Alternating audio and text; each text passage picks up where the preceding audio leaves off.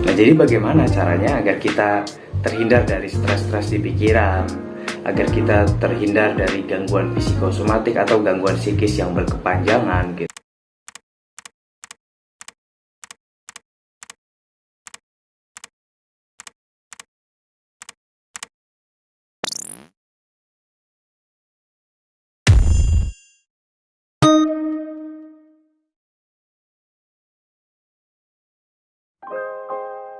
Assalamualaikum warahmatullahi wabarakatuh. Apa kabar sahabatku semua? Semoga kalian selalu dalam lindungan Allah SWT dan selalu dalam ketenangan dan kebahagiaan lahir dan batin.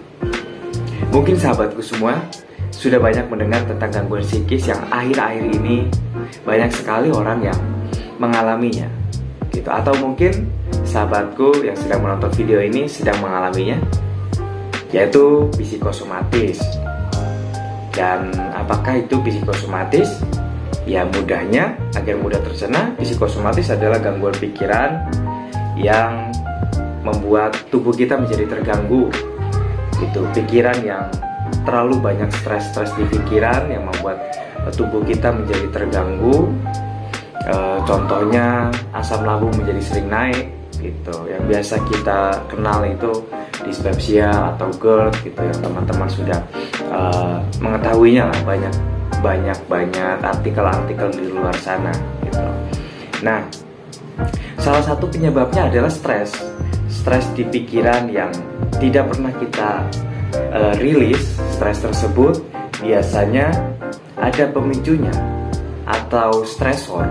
Biasanya stresornya itu kalau orang-orang perkotaan biasanya itu dengan keadaan lingkungan yang terlalu bising atau terlalu kotor atau terlalu banyak kendaraan yang biasa kita kenal itu macet gitu ya, lalu lintas macet, ataupun tekanan pekerjaan dari kantor atau tekanan sekolahan terhadap siswa-siswinya, ataupun banyak hal pemicunya. Lalu apa itu stres? Jadi mudahnya, simpelnya, stres itu respon fungsional dari tubuh akibat pikiran yang tidak nyaman yang dikarenakan oleh situasi-situasi yang tidak kita inginkan gitu. Jadi pikiran kita menjadi ruwet, tubuh menjadi meresponnya menjadi tidak nyaman dan lain-lain gitu. Nah, jadi bagaimana caranya agar kita terhindar dari stres-stres di pikiran, agar kita terhindar dari gangguan psikosomatik atau gangguan psikis yang berkepanjangan gitu. Jadi sudah banyak peneliti di luar sana yang melakukan penelitian agar terhindar dari stres-stres di pikiran gitu. Jadi stres-stres di pikiran kita itu dapat terilis agar kita tetap selalu rileks dan tenang gitu. Nah, jadi yang pertama yaitu olah nafas, ataupun yang biasa kita sebut itu diaphragma breathing exercise. Kenapa para peneliti menyarankan kita selalu olah nafas? Ya dikarenakan ketika kita stres, seperti yang kita ketahui ya, kadang kalau kita stres ada terasa seperti sesak nafas atau ya mudah lelah gitu ya. Itu dikarenakan oksigen yang masuk ke dalam tubuh kita itu berkurang atau lebih sedikit ketika kita sedang merasakan stres. Nah, lalu disarankanlah olah nafas agar otot-otot diafragma menjadi terbuka kembali, nafas menjadi lancar kembali, oksigen pun yang masuk ke dalam tubuh kita menjadi lancar kembali, normal kembali gitu. Jadi setelah oksigen sudah berlancar kembali masuk ke dalam tubuh kita, ke otak kita, itu merilis stres-stres yang ada di pikiran kita agar kita dapat tenang kembali, rileks kembali tubuh kita, pikiran kita. Itulah seperti itu. Bisa teman-teman mengikuti kelas-kelas pernafasan di luar sana, banyak gitu, ada meditasi, yoga dan lain-lain. Ataupun teman-teman di luar sana bisa melakukan breathing exercise sendiri di rumah teman-teman sendiri, di rumah sahabat sendiri ya. Ya setiap pagi kita lakukan olah nafas, tarik nafas, keluarkan, tarik nafas, keluarkan gitu. Nah, yang kedua, olahraga yang cukup gitu. Seperti yang kita tahu, manfaat olahraga itu banyak sekali untuk tubuh kita, termasuk untuk pikiran kita. Ketika kita berolahraga sampai berkeringat gitu, secapek-capeknya kita karena aktivitas kerjaan, ketika kita olahraga, tubuh kita terasa ringan. Ketika kita mengeluarkan keringat, kita menjadi lebih ringan. Pikiran pun seperti itu sama. Jika kita dibawa olahraga yang cukup, lari aja sekuat tenaga ataupun lari-lari santai gitu, pikiran kita juga terbantu untuk merilis stres-stres yang ada di pikiran kita. Nah, yang ketiga, untuk merilis stres di pikiran, teman-teman bisa mendengarkan musik. Musik apapun itu.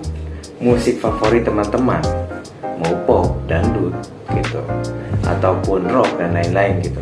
Cuman kita sarankan dengarkan musik yang lebih lembut, musik-musik hipnoterapi, musik-musik terapi itu yang lebih soft gitu. Itu dapat mempengaruhi saraf-saraf yang ada di otak kita melalui gelombang-gelombang yang terkirimkan oleh musik dan mempengaruhi hormon kita menjadi lebih stabil, saraf-saraf di pikiran kita menjadi lebih stabil. Nah, setelah itu ya kita dapat lebih rileks gitu. Teman-teman pernah mencoba untuk mendengarkan musik ketika teman-teman merasakan stres di pikiran, galau dan lain-lain?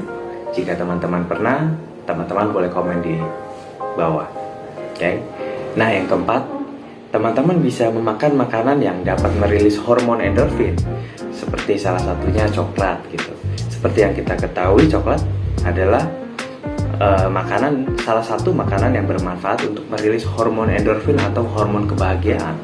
Teman-teman bisa mencoba memakan coklat ketika teman-teman sedang merasakan stres ataupun ya galau di pikiran gitu ya, rudet di pikiran gitu, karena coklat adalah salah satu makanan yang bermanfaat untuk merilis hormon kebahagiaan di dalam tubuh kita gitu.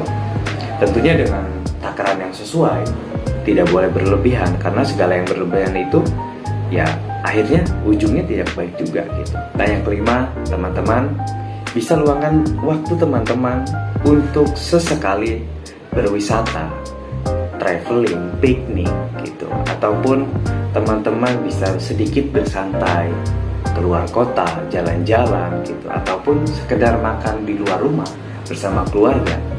Itu luar biasa membantu merilis hormon endorfin, membantu mengurangi stres di pikiran kita, karena kita terlalu banyak kesibukan mencari nafkah, mencari uang setiap hari, hampir tidak ada liburnya. Ketika udah pulang ke rumah, kerjaan dibawa gitu. Nah, terkadang itu menjadi pemicu stres di pikiran kita. Nah, salah satu caranya ya kita luangkan waktu kita hargai kerja keras kita nikmati apa yang kita hasilkan selama ini. Sesekali kita bolehlah menikmatinya dengan cara berwisata, traveling, ataupun jalan-jalan dengan keluarga keluar kota, atau sekedar makan di luar rumah, di restoran dan lain-lain. Itu sangat membantu sekali gitu. Selain merilis stres, juga itu mendekatkan hubungan kita dengan keluarga kita. Nah, itu tadi 5 cara agar kita terhindar dari stres-stres di pikiran, agar tidak menjadi sampah di pikiran dan menjadi gangguan psikis yang berkepanjangan seperti psikosomatik gitu. Jadi mudah-mudahan video ini bermanfaat dan selamat mencoba 5 tips yang tadi saya sarankan. Dan jangan lupa like, share, dan komen. Jika ada yang perlu ditambahkan, tambahkan. Ada yang mau disarankan, tulis saja di kolom komentar. Oke, semoga selalu sehat, selalu tenang dalam kebahagiaan dan penuh semangat. Wassalamualaikum warahmatullahi wabarakatuh.